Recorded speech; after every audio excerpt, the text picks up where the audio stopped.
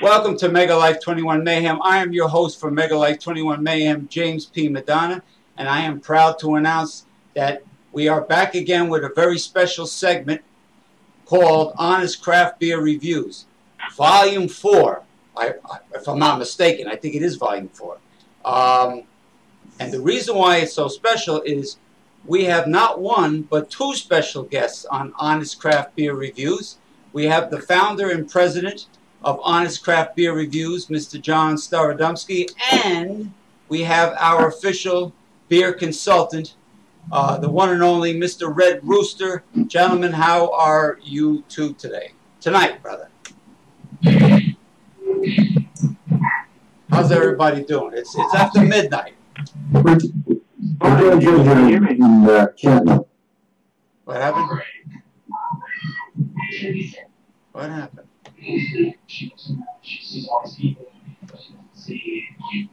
Red, are you there?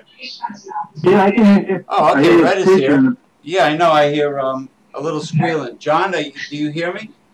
I can hear you fine. Oh, okay. All right, now, this is the first time I ever did a show after midnight, which is very unique and very applicable to how we're going to communicate here on Internet Talk Radio, because we're going to let it all hang loose and knock on wood, everything will go well. Now, first of all, I'd like to start Volume 4, being that we have two very special and very knowledgeable guests. I want to start Volume 4 by just stating that even though it is not related to beer per se, but some of them are members of Honest Craft Beer Reviews, I thoroughly enjoyed today's progressive discussions when I totally went off like a caveman, but I did it, very precisely, with a lot of sarcasm and wit, went off on some of the members. And when that progressive discussions is uploaded tomorrow, you will hear my tirade. And but it wasn't just, I didn't go off half-cocks. I was very precise and very sarcastic with my comments, but I made my point. And this has to do with ass-kissers that are basically groupies of Food Channel stars and refuse to say anything critical or negative about any restaurant owner, regardless how they cut corners, regardless how they chisel the consumer, and disrespect their patrons after they become established, and also people that are afraid to say anything negative and do nothing but blow sunshine up each other's ass, which is not the real world. I explained to them. So James, that's pretty interesting, because I don't know if you saw it last night, but or actually 2 nights ago, but I had posted something in Honest Craft Beer Reviews, and I put something on my page as well. I think that I have the same problem here. I love going to Taco Mac and all that, but I think it gets to the point where somebody gets too big for their britches, and we need those honest opinions to put them back in their place, to give them a reality check. That's right. So the past couple times I've been there, the service just hasn't been to the degree that you'd expect for the money you pay for that sort of thing. So I'm behind you 100% on that one. We shouldn't just be kissing somebody's behind because they're a celebrity or because it's an established chain or something like that. If we don't get what we pay for, then by God, we ought to be complaining. Yeah, like me and Red were having a discussion at this other group about the fact that Bobby Flay gets away with having a little puny 6-ounce burger because Bobby Flay's Burger Palace. I mean, he's got the name behind it, and he can get away with putting out a puny little hamburger. Well, my personal opinion has always been that Bobby Flay is kind of a little bit of an arrogant jerk anyway. He is. My wife's in the other room. She likes watching this show, so I have to be careful what I say. But I've always, I've never been too fond of him. So. I don't like Bobby Flay. When he first started, he strategically surrounded himself with attractive young women sitting at a table, watching him like they were mesmerized, watching every move he made.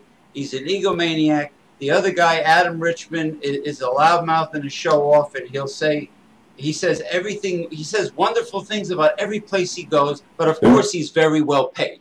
Now I'll take Alton Brown over him any day. Alton Brown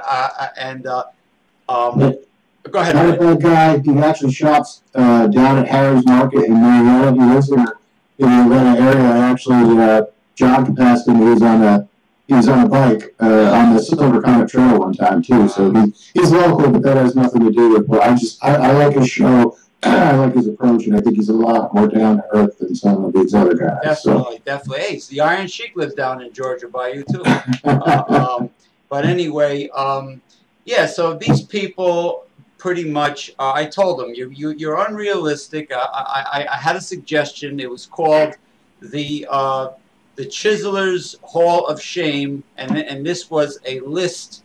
I got a couple. I think I got a few restaurants between me, and it was hard to get negative critiques out of these people. But I figure every week I would give the Chiselers Hall of Shame, which is restaurants that started off fantastic, gave a great value to their customers, and after they became landmarks and became established, they decided to cut corners and pretty much disrespect their clientele and just be cheap and stingy and a chiseler. Now it's sort of it's like the diametric opposite of the problem that we've been talking about with beer reviewers. You know, looking instead of the brewers being cheap and stingy, we've got these reviewers with their hands out wanting freebies all the time that are cheap and stingy and don't want to pay the brewer. You know, and again, this is coming from a guy that's, you know, I'm the first one to tell you on my website, you know, I include price data because I think that, you know, a lot of the brewers, you know, they're going in the opposite direction. They're charging a little bit more these days for some of the stuff than they should. I just posted a review on my website today about Terrapin's new session beer that it comes in 4-packs. And I don't know why you would put a session beer in a 4-pack, and I got a feeling that they're probably whacking consumers $8 for it. But in any event, you know, I don't mind paying a fair price to the brewer. They got to make money. Right. I did have that beer at Taco Mac. It was usually at $5.50 for a pint.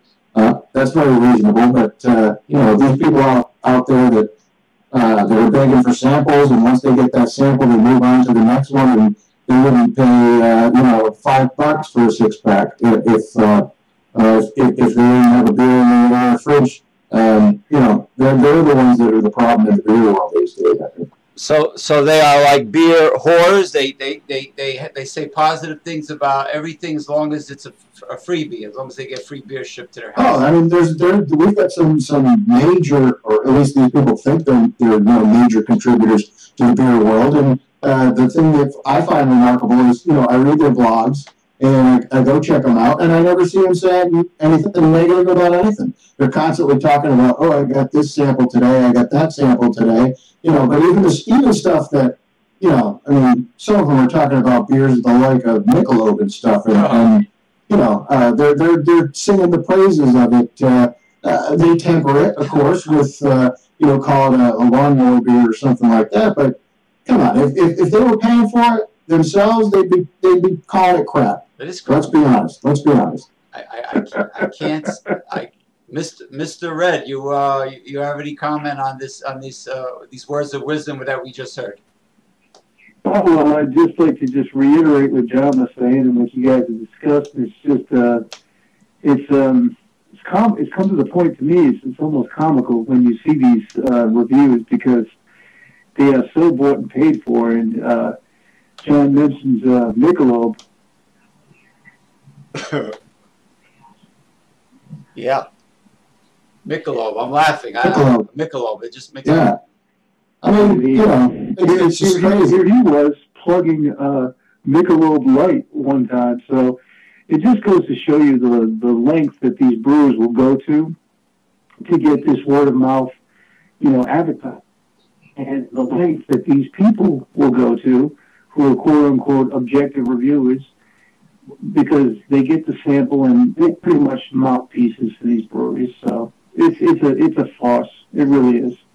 Well, last time I saw Michelob, it was being squirted out of some girl's snatch. So that's about all. I don't know if I go that far, but I'll tell you, I was downtown in Atlanta one time. I was on the way home from a night at Max Loggers, and there was a guy by the on-ramp for I-75, and he was a homeless guy, and he was holding a sign up, and it was one of the most memorable signs I've ever seen. It was like, why lie? I want the money for beer. So I gave the guy $5 for honesty, right? I'd rather give a guy like that a freebie than these people that are, passing stuff off as reviews, because if you're getting the stuff for free and, you feel an obligation, or, you think you gotta keep the buzz positive to keep those freebies on coming, that's not a review. A review is something that, I bought the stuff, I paid for it, and I tell the consumer, is this something that I got a good value for? Is it a good example of the style? Did I like it hedonistically, or would I buy it again for that at that price point? But if I'm getting it for the bubble, I'm not reviewing it. I'm just then I'm a cheerleader. That's my opinion on that. So well, this group, Foodology, they made a statement. They said, we are not going to say anything negative about people that have been so nice to us. Now, what that means, so nice to us, perhaps I think it slipped that they know some of the owners, like we were talking about, Harold's of New York, the like places that serve humongous hot pastrami and corned beef sandwiches, in Manhattan. There's one in Lyndhurst, New Jersey. He sold it to some guy, and the guy started cutting corners and getting cheap. But that's an old story. I know plenty of restaurants that started off that way, and the same thing, I'm sure with restaurants and establishments down in Georgia. I don't know if they have the same mentality, but it's infuriating that they build their clientele and their business based on satisfied repeat customers, and then they disrespect them by being chiselers, literally, and cutting corners. And but as far as the beers go, the primary difference between ale versus beer, including the history. Who wants to go first? Red, you want to go? John, you want to go? I'll go. Okay. Why not? Beer is ale, ale is beer. Really the difference is you have lager and you have ale. Ales are fermented at a higher temperature with what they call a top fermenting yeast strain. Lagers are fermented with a bottom fermenting yeast strain, and they are fermented at a colder temperature. But all those ales and lagers all fall into the category of beer. Okay. They primarily have the same ingredients, the barley and hops too. Ale has hops in it? Of course. Well, what it is you have different types of beer style, and John will be able to tell you about this as well. Okay. Different brewing cultures across the world either brew lagers or they brew ales, depending on their traditions and the culture involved. But any way you look at it, it's really just different types of brewing methods, different types of malts, different types of yeast, different types of adjuncts could be added, as in like spices or fruits, or anything of that nature. So it really depends on the culture itself and what kind of style you want to brew. Yeah, that's actually, John, you get the nail on the head there. I always like to say, think about it the way you do like cooking. Different styles of beer are like different recipes. There's lots of different dishes that you enjoy when you go out to have a meal. And beer is the same way. You change the recipe, you change the cooking temperature, or in this case how long you mash the barley, or how long you age the finished product after you've done the fermentation and you've done the boil and all that. you do it in a cold, you do a cold lager like the the Germans do for lager beer that's going to smooth it out and make it a little bit cleaner, less fruity, or you just want a higher temperature at a shorter period, and you'll get some fruity esters. But there's so many things that you can do. I mean, and today they're doing more things than ever. I think it's BrewDog is doing a zero hop IPA, which is kind of like I think it's a contradiction in terms. Certainly, you can make beer without hops. They did it for a long time before hops, probably around the year 1000 or so. Hops started to become pretty common in beer, but before that, people were seasoning beer with all kinds of stuff. I don't know what BrewDog is doing. I wouldn't call it an India IPA, India Pale Ale. I mean, that's by definition, that style pretty much has to have hops in it. But so you can make beer without it, but you can't make an IPA without hops, in my opinion. But okay, yeah, India. First time I heard the word India Pale Ale, I always saw old sailing vessels, almost like it was like a sailor's drink. I read some history about it on a bottle, many years ago. And does that have any connection to British, sailors or? Absolutely. Red can tell you. He turned me on to a great book that is probably the definitive history of India Pale Ale. It's actually the story of a guy that recreated the voyage that those beers took, and he really tells he does a great job of recounting, why that happened the way it did. But why don't you tell him about that, Red? Right. There is a gentleman from Britain. His name is Pete Brown, and he is an author, and he wrote a book called Hops and Glory, and it was how beer saved the British Empire.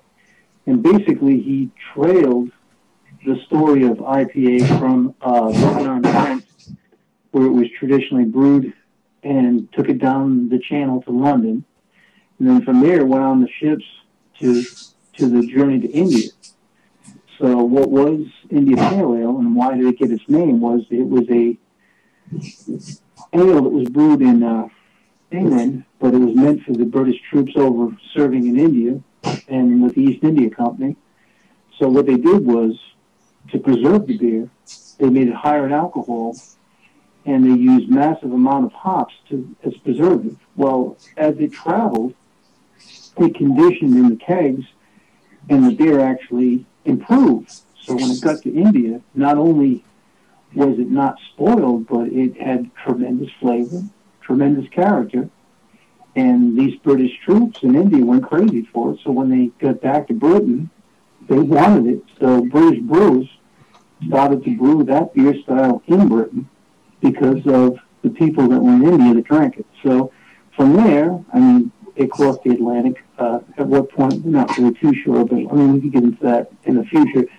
But American brewers picked up on it, and especially with the microbrew revolution in the early, mid-'80s into the '90s, and it's become one of the most popular beer styles in the United States, if not the world. Wow. Yeah, and if you think about it too, the interesting thing is that what he did was, there's always been debate about, what was the IPA, what was the finished product like when it got to India? Because, they didn't have refrigeration in those days, and as Red mentions, they amped up the alcohol content, and they threw tons more hops at the beer to act as a natural preservative. But there would certainly be some mellowing occurring as the beer, traversed the ocean and finally made it to the end destination. So English IPAs, at least all of the ones that I've tasted, are generally more restrained than American IPAs. Americans like to, as far as beer is concerned, we just throw more ingredients and everything, and then go and sell it. A lot of our IPAs, and now we've got double IPAs and imperial IPAs. They're like uber hoppy, but we don't really know what when the beer got to India, it probably mellowed a little bit, and that's what Pete Brown was trying to do. There's even been debate about whether the beer would have been a little bit woody because it traveled in oak casks all that time. And I think was it Portland Brewing read that made they make a IPA that they tried to simulate the wood flavors in it too. Or I mean, there's loads of brewers that age IPAs on oak, but they did it deliberately in the spirit of those beers. Came out early on with an IPA that was a very short-lived beer where they had it with the wood. Sam Adams did the same thing, where they both, all those breweries introduced that oakiness to it as well as the hop character. But there's a debate about that as well because in the research that was done, they say many of the barrels that were pitched, so they had a coating of pitch on the inside, so the wood wouldn't have been a factor, but that's debatable too because, you have one person saying that, oh, these barrels were pitched, and you have other information saying they weren't, so who's to know? But and we don't even know if it was consistent. They sent so many shipments out there, one batch undoubtedly was different from, it was probably like, almost like the Forrest Gump of beers. Life is like a box of chocolates. You never know what IPA you're going to get. So, but. Right. So who knows? But one thing we do know, that tradition was tremendous, and that the end product is we're enjoying fantastic beer stuff. Absolutely. Outstanding history lesson on India Pale Ale and anything that has to do with the ancient fermented beverage, the organic whole wheat bread in a glass, as I like to look at it. Now, the last time we visited with John Starodubsky, we had the privilege of seeing his beer glass collection, and it was a big treat. So then John Starodubsky posted his bottle collection that he no longer has, right? The photos on the group. And the Great Wall of Beer, yeah. The Great Wall of Beer. And in total, ballpark figure, how many bottles did you end up having before you got rid of them? It was a little over 1,400. 1,400. Okay, I wonder if there's a Guinness Book of Records on beer bottle collection. I wonder. No, there's other folks out there. I've seen some pretty impressive collections in All About Beer magazine and online, and there's folks that have their entire homes just pasted with beer bottles all over the walls, and 1,400 is nothing compared to what some of these folks have. Really? They have an old lady around the house when they did this? I don't know about that. But. Those jabronis. How dare you surpass John Starodubsky? This house in Georgia is a little bit smaller, but it suits us well, and it's bought and paid for. We like it, and I don't have room on the walls for. I suppose I could fit 1,400 beer bottles, but I don't think my wife would be too happy about it. So. No, there'll be a lot of stones being thrown in the glass house. Yeah, but I do get I've got this little. Center hallway, nice little area here where I've got my computer set up, and I've got my shelves continuously going up, and I do have the latitude to put my beer glass collection up in here, and I really like it. So, and the other upside too is that it's really a pain in the ass to dust and wash 1,400 beer bottles. So, yeah, well, I would just go with one of those little that new dust magnet material. Like if you go to Dollar Tree, they sell them, small ones. I will say, in the spirit of environmentalism, I did recycle all those bottles, so it didn't go to waste. Yeah, that's good. That's good. No, I mean your beer glass collection is impeccable, of course. And now I notice on the group, every week that goes by, I'm seeing more and more exotically flavored. Not just the names, but the ingredients. It just goes on and on. It's amazing what they're doing with beer. And, I mean, I'm not even talking about the elaborate labels and names. I'm talking about the ingredients. It's becoming more sophisticated, more elaborate, more exotic. There was one called Holy Mole or something, after mole, the chocolate sauce from Mexico, I think. I think I saw one. Well, anyway, Red, you're pretty much up on the new stuff that's been posted on the group. I think you're talking about a beer called El Mole Ocho, and that is from a brewery in New Holland, Michigan, called New Holland Brewing Company. Okay. Another brewery called New Belgium in Fort Collins, Colorado, makes a mole beer as well called Coco Mole. And it's cocoa powder. So what they're right? doing is trying to actually simulate a Mexican mole sauce Wow. with the ingredients in the beer. They're putting chocolate in it, they're putting cinnamon, they're putting chili peppers. And they're doing a very good job with it because totally very delicious tasting beer with tons of aroma, tons of flavor, chili heat, cinnamon, chocolate. Very complex, very delicious beers. Wow. Excellent. And chocolate and cocoa is very, very powerful antioxidant. And so, you know, I mean, so same cinnamon too. Medicinal value, great for diabetics, blood sugar control. But, you know, just the flavor alone, like this is a perfect example, John, of how sophisticated and ever increasingly exotic these beers are becoming. But you guys just take it away if you have any subjects you want to bring up. Well, I think apropos to that is, you know, I actually just popped a bottle of Samuel Adams Cherry Wheat, Wow. which, you know, I mean, today it's looked at as a pretty mainstream fruit beer, but it's a beer that Red and I enjoyed when it was first released up in Portland, Maine. We were pretty excited to find it there when we were on a beer excursion back in the 90s. And, yeah, I mean, it's the fact that this has become mainstream. Sure, the Belgians have been brewing fruit beers for a long, long time, you know, centuries. But all of these ingredients that are going into it today goes back to, you know, I think what I was talking about earlier about beer styles being akin to a recipe. I think it's great that we're experimenting and using, you know, different ingredients in beer and expanding our horizons and, you know, maybe coming up with some new styles, some of them good, some of them not so good, but that's what you want to do. You don't want to stick to the same territory all the time. And there are people out there that'll dismiss style outright, but you know, if you don't have style, then you know you don't have beer, in my opinion. So now, Red and John, have you ever tried that? I believe Sam Adams makes it Old Fezziwig. I never had it before. Oh yeah. Oh, yeah, many, many times. I remember when Old Fezziwig was actually sold, and John will attest to this as well, in 750 milliliter bottles, as well as 6-packs. But now, unfortunate for us, who love that type of beer, it's only available in the bottles in the Christmas 12-pack and on draft. So it's harder to get, but you can still get it. It's a great beer. It's called a winter warmer. And winter warmers are great because they add spices and fruits like the beers we were talking about earlier.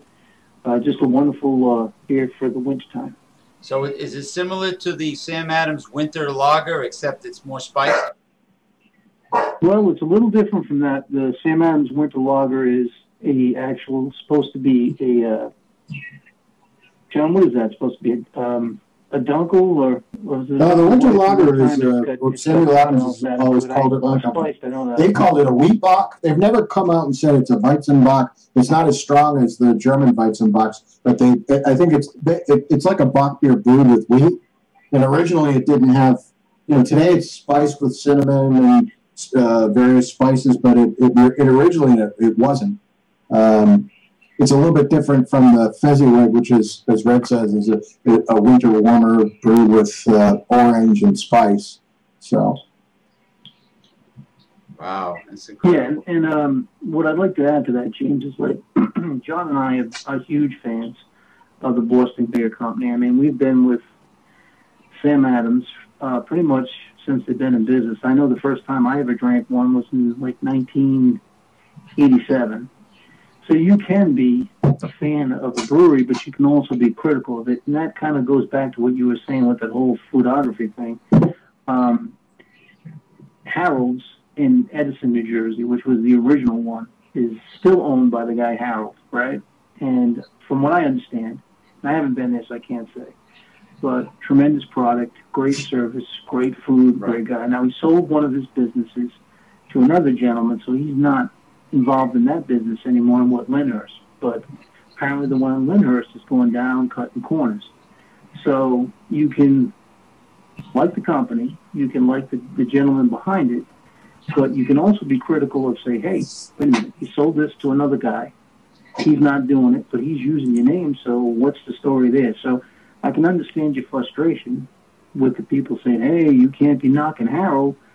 But I wasn't. on one hand, you say, okay, well, Harold's not doing it. But on the other hand, it is Harold's name. So, Right. so yeah. So I understand both sides of the argument there. So Yeah, they were accusing me of You have to be honest. You got to be honest, and I mean, Boston Beer. I've always enjoyed their products, but Red did a great job of bringing to light. I think they were going after a brewery, and a small brewery too, in Arizona. Was it Arizona, Red? Chandler, Arizona. And matter of fact, I'm drinking out of that glass as we speak, Santan. Yeah. And they actually won that lawsuit, and Santan can no longer use that glass. They've come out with a whole new set of glassware, and that's a shame because they had a beautiful glass that was similar to the Boston Beers company's glass, but similar enough where they took them to court and made them actually change the glass. And then that to me was not something that sat very well with me. And Sam Adams, for me, and Boston Beer Company should be ashamed of himself for that one. But that's and I mean, the two of us have never been. We've caught a lot of flack for calling it like it is for a long time. So, in the 90s, Anchor Brewing Company was pretty, they were fastidious about going after anybody that called a beer a steam style. And sometimes I think they're a little too aggressive about that. Red and I, we said so. Rogue Ales, we really butted heads with some beer geeks out in the Pacific Northwest that thought that Rogue could do no wrong. And, Rogue has been known for a long time for taking the same beer, putting it in a different bottle and calling it something else and selling it. And, I love Rogue Ales. Don't get me wrong. They're fantastic beers, but it's the same kind of thing. That practice is a little bit deceptive.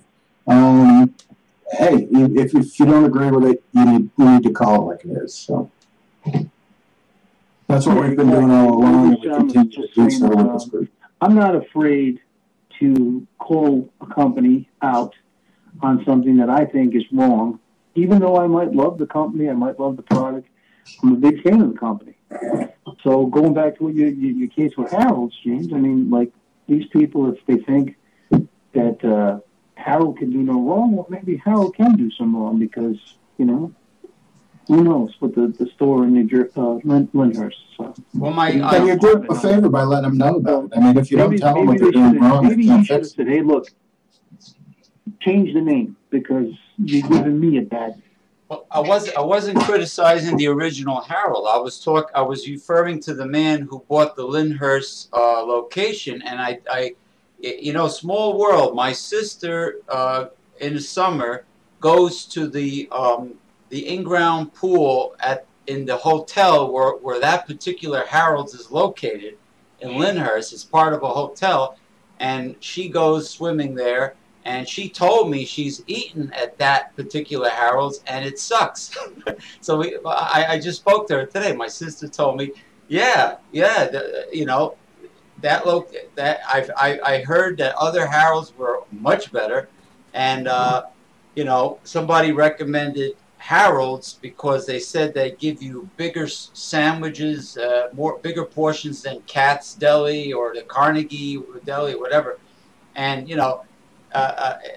but that's one individual opinion. Just like if you look in a newspaper and somebody can give a restaurant 5 stars or 4 stars, and it doesn't necessarily mean it deserves even 3 stars. But I got high recommendations for it, but they were probably referring to the original Harold's and not the Lyndhurst branch. But these people, you can't say anything derogatory about anybody. I couldn't even use the word chiseler. They all got upset. Shyster, chiseler. Well, you got to call it like it is. Again, sorry, John. I mean to interrupt you, but I think that's the nature of some of these groups. They're not interested in delving into any meat of any kind of subject. It's all, like you'd like to say, James and John said, I love you, you love me. Let's keep it all nice and friendly. Barney Dinosaur. Which is great. I mean, if that's what it's going to be, I mean, just take it for what it is. But that's the way it is with some of these places. So, what are you gonna do? Like the United, what was that? The Beer Drinkers United? Is that the name of those jabronis? Yeah. Well, that's They don't even waste your breath on those people because they were absolutely ridiculous. I mean, I told That's you the about Barney, the Barney, like you said, the Barney mentality. So I love you, you love me, and we're not doing anybody any favors. So I should have used that. I forgot all about that, John. I should have mentioned Barney the Dinosaur over at.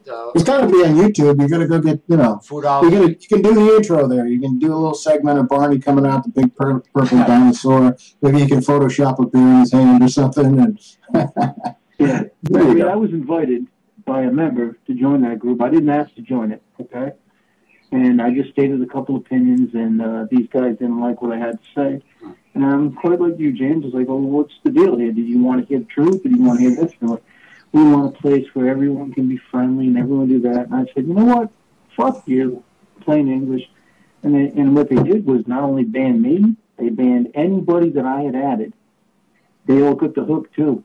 And to add insult to injury, while I was gone, and they forgot about a couple of my friends that were there, they decided to bash me when I was gone. So one of my friends from Detroit left a message saying, oh, well, it's pretty brave of you now that he's not here, you're going to talk about him. And, of course, he was immediately banned as well. So those are the type of people that you're dealing with. So my opinion of those type of people is they're just chicken shit idiots, so I could care less.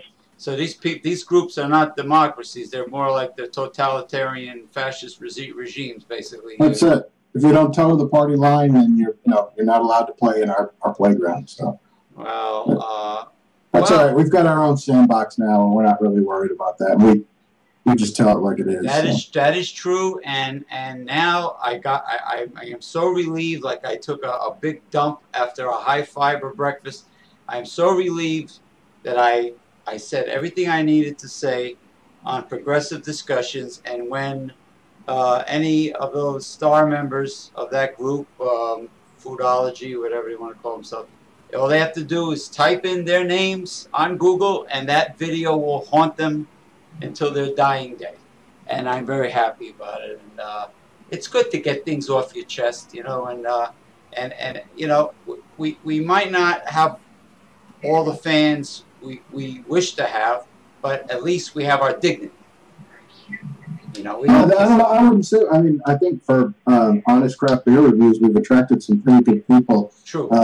Not necessarily the Main Street geek crowd that you get in a lot of these other groups, and definitely none of the freeloaders, because we'd throw them right the heck out. But there's people in there that are posting some interesting stuff and have unique perspectives about beer and how they see it and what's going on in the beer world today. So I think our group is actually getting better and better every day. So. Not only an interesting and fascinating group, but the caliber of sophisticated, highly intelligent people on Honest Craft Beer Reviews, it just seems second to none. I mean, most of the groups consist of a bunch of fly-by-night ham and eggers, and like you said, these dorky people that are pretty much like a big Barney Lovin', and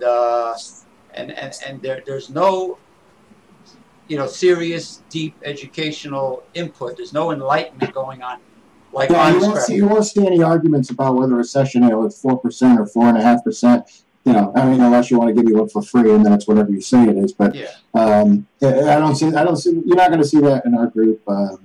At least I haven't seen it so far. So, I mean, I was right when anything I said about any of the celebrities that have shows, what I explained to them was, just because a person has a show on TV, and is wealthy and has fame, that doesn't necessarily make them the most talented individual for that position. That means they knew somebody in the business, they got lucky. I told them Rachel Ray's father was in the restaurant business. I mean, Paula Deen. It's funny you mentioned Rachel Ray, because she's persona non grata as far as I'm concerned, because you know, and I guess it goes to your point about it doesn't matter how famous you are, but of all things, you know, my wife was watching that, what is it, $40 a day show she does, and she happened to be doing one where she was talking about how she actually had one beer and just made it under her $40 a day threshold, and there she is dancing around in the restaurant, half drunk, looking like an idiot, in my opinion. Clearly had more than one beer, unless she's a total lightweight, as far as I'm concerned, which, you know, in my opinion, totally blows the credibility of the entire premise. So. Oh yeah, well, yeah. I mean, Rachel Ray is everything that's wrong with this country. When someone as mediocre as her can become a multimillionaire, something's wrong. Because Oprah took a liking to her. Oprah's like Rumpelstiltskin. Everybody she likes turns to gold. They gets their own TV show. Dr. Phil, Dr. Oz, whatever. Rachel Ray, she took a liking to. Every time somebody appears on Oprah's show and she likes them, they get their own show. You know, but you know, I mean, if Rachel Ray wanted to waste food as much as she did, or destroy it, or trivialize it, that's fine. But when you go and say you're gonna, you know, you only had one beer and you start attacking the beer world, you've stepped over the line, lady. That's all I can say. Well, she's not the brightest bulb on the Christmas tree, and she looks like I think it's like you know, I was watching Man vs. Food one time, and they went to Rhode Island, and they were pouring ketchup on New York system wieners or whatever the heck was they were doing. That's you don't do that either. So, well, Man vs. Food. Well, I just want to say, when Rachel Ray smiles, she looks like the Joker from Batman. She has the same look. But Adam Richman, this jabroni from Brooklyn. Let me tell you something, you punk. This guy, every place he goes, he raves about wherever he's at. He's perfect for foodography, whatever the fuck they call himself. Every place he goes, he raves. He doesn't have a discouraging word to say about anything. Even when he's in Philadelphia eating that stinking processed Velveeta crap that's on the Philly cheesesteak, and he says, "Oh, this is a landmark. I'm at one of the most famous Philly cheesesteak places in Philly." And he's eating this crap, and he says, one time he was in a food contest, and they said, "What kind of cheese do you want?" "Oh, I want American cheese because I'm patriotic." Then what is this shit? American cheese is processed. It's not real cheese. You know what I'm saying? And every place is great, no matter where he is. He kisses up to every single place because the guy, his palms are greased more ways than one.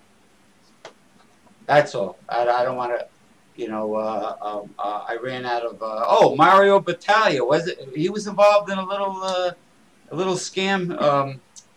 Oh man, what was that jam that he was in? He was taking the waiters' tips. Yeah, there you wine go. And something to do with wine too. I forget. But. Yes. You just better be careful what you say about him, James. You might end up in this next pot of pasta fagioli. But no. Mario Battaglia. Well, yeah, he was taking the propine or the gratuity of his what do you call them again? Wine waiters. Wine stewards, yeah. What are they called? Cabin boys. Wine stewards. Well, that could even get us into another topic, John, about the beer sommeliers, which is an absolute joke as well. Yeah. Yeah, that's so. There's folks out here that actually charge for this stuff. Get down in your area that calls himself the beer sommelier. Yeah.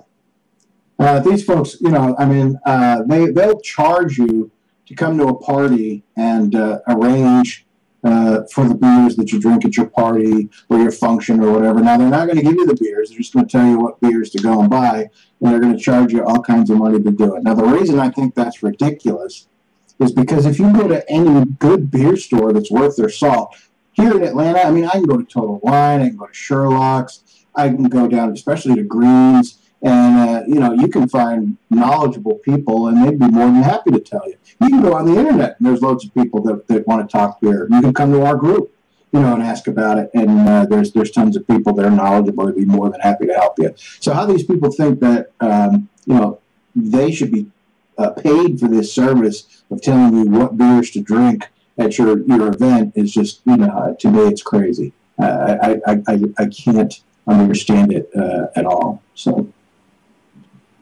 Excellent.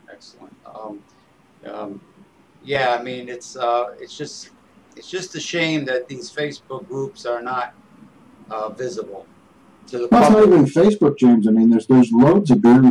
There are news groups out there. You can go to like Rate Beer, some of the other websites that even if I don't always agree with them, that at least that some of the members that post there they're good people that know a lot about beer. They've been drinking it for a long time, and they would be more than happy to give you suggestions. People that drink good beer, and I'm sure this is true of wine and any spirit or really any hobby or pursuit that people get into, they're always happy to see somebody new come into it, and they'll guide you along. And if you're new to it, you'll always find some people that are snobs and want to hold themselves above you. But more often than they're usually the minority, and most of the time, it's pretty easy to find somebody that's going to be helpful and help you along the way. So Now the product called mead, is that a fermented honey type of beverage? absolutely. Okay. I know it's an ancient formula, like the other one I was reading about on the internet, the Peruvian, made from the purple corn, chicha morada. Chicha. Chicha morada, yeah, they Exactly. yeah, it's like it's a semi-fermented. Well, it can be if you want. They make sort of like a tea out of it, or they boil the hell out of the purple corn, and it looks like Welch's grape juice, and they let it stand in room temperature, and it partially ferments.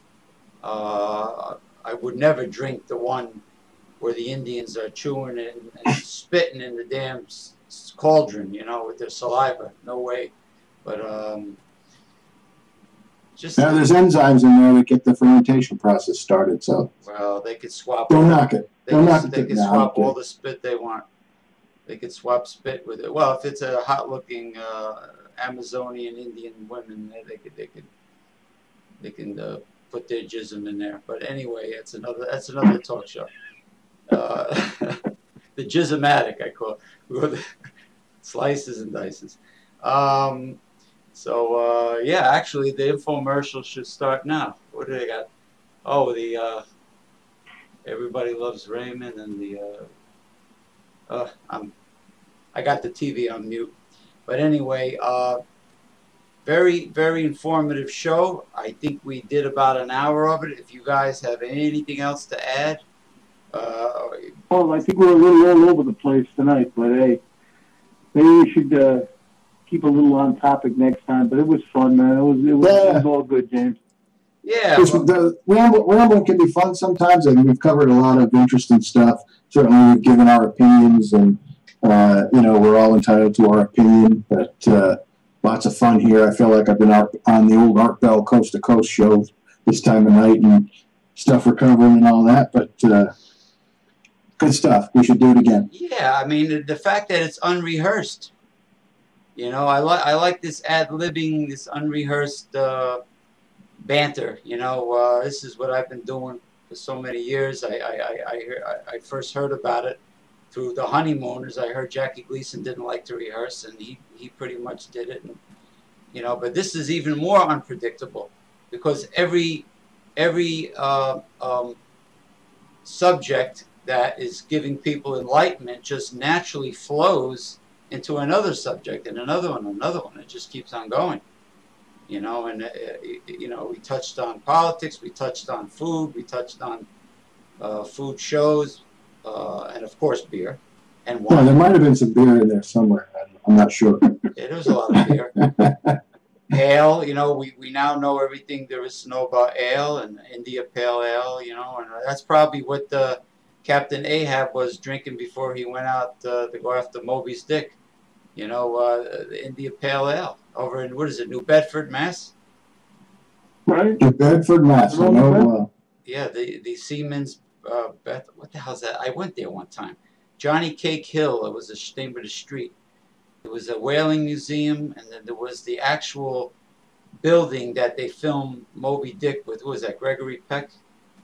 Right. Yeah, where they were all sitting around, telling sea stories and drinking before they went out. Yeah, New Bedford. Now I hear it's kind of got a little dumpy. Well, you know, a lot of, unfortunately, manufacturing was a very big part of the industry in New England, and that's all going the way of the dinosaur since about the 1980s. So a lot of the areas in New England are suffering for that very fact. So Lowell, I heard Lowell too, Lowell, Mass. Oh yeah, Lowell.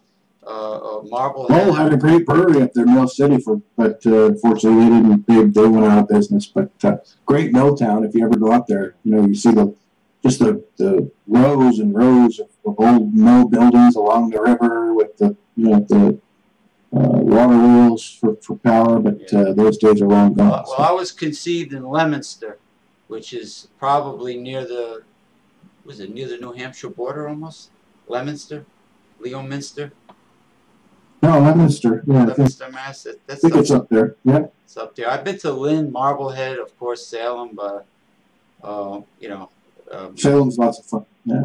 Yeah. If Halloween is on a weekend, it's fun. I went there when it fell on a weekday, and it was dead. But it's a nice drive. I like Red Sandwich Shop for the giant blueberry pancakes, and of course Kelly's famous roast beef in Saugus and Revere, and very good places. Very good places. But anyway, well, I hope you went to Salem Brew Works while you're up there. Yeah, of course I did. I spoke to Red many times about it. I had the Pumpkinhead Ale, I had the Blueberry Ale, and the pizza, the wood burning, the beer battered, the beer dough pizza. And one guy pissed me off in there. He says, I ordered a Pumpkinhead Ale for the first time. I got one for me and one for my other ex. And he goes to me, what's the matter? You're not going to tip me? I says, I just got here, you jabroni. I just got here. I got the first 2 pints, you know. The guy wanted a tip right away. What's the matter? You're not going to tip me? Oh, man. You should have said to him, James, here's a tip. Get a better job, huh? Yeah, there you go.